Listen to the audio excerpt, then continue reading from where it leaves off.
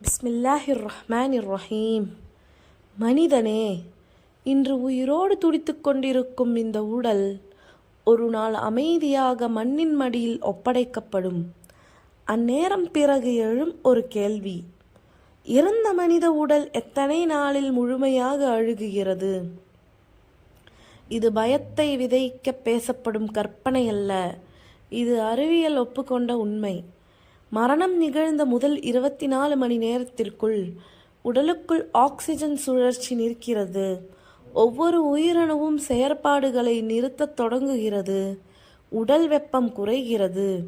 அறிவியல் இதனை ஆல்கார் மார்டிஸ் என்று அழைக்கிறது. 2 முதல் 3 நாட்களுக்குள் உடலின் உள்ளே இயல்பாக வாழ்ந்த பாக்டீரியாக்கள் அழுகையை தொடங்குகின்றன.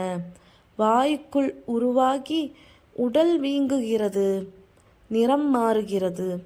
1 வாரம் கடந்தவுடன் தசைகள் சிதைந்து தோல் தளர்ந்து பிரியத் தொடங்குகிறது. வாசனை மனிதன் சகிக்க இயலாத அளவிற்கு அதிகரிக்கிறது. 15 முதல் 30 நாட்களுக்குள் மண், ஈரம், பூச்சிகள் போன்ற சூழ்நிலைகள் இருந்தால் உடலில் பெரும்பகுதி அழுகி எலும்புகள் வெளிப்படத் தொடங்குகின்றன. 3 முதல் 6 மாதங்களில் தசை, தோல் உறுப்புகள் கிட்டத்தட்ட முற்றிலும் மறைந்து விடுகின்றன. 1 முதல் 3 ஆண்டுகளுக்குள் மிச்சமிருப்பது மனித எலும்புகள் மட்டுமே.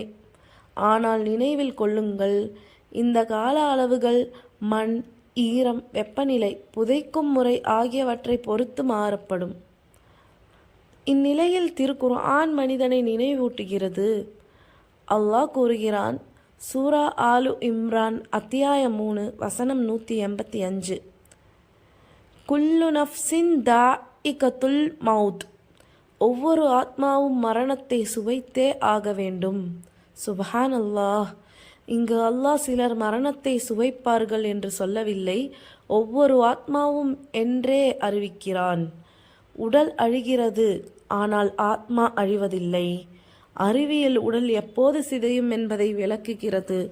ஆனால் திருக்குர்ஆன் மரணத்திற்கு பின் மனிதன் எதை சந்திக்கப் போகிறான் என்பதை எச்சரிக்கிறது. இன்று நாம் வாழும் இந்த வாழ்க்கை நிரந்தரமல்ல, ஆனால் நமது செயல்கள் அவை மறுமை வரை தொடரும். இந்த உண்மை உங்கள் உள்ளத்தை தொட்டிருந்தால் இந்த செய்தியை பிறருக்கு சேருங்கள். மரணம், மறுமை, குர்ஆன் அறிவியல் உண்மைகளை தொடர்ந்து பெற இந்த சேனலை சப்ஸ்கிரைப் செய்யுங்கள். அல்லாஹ் நமக்கு நல்ல முடிவை அருள்வானாக. ஆமீன் யா ரப்பல் ஆலமீன்.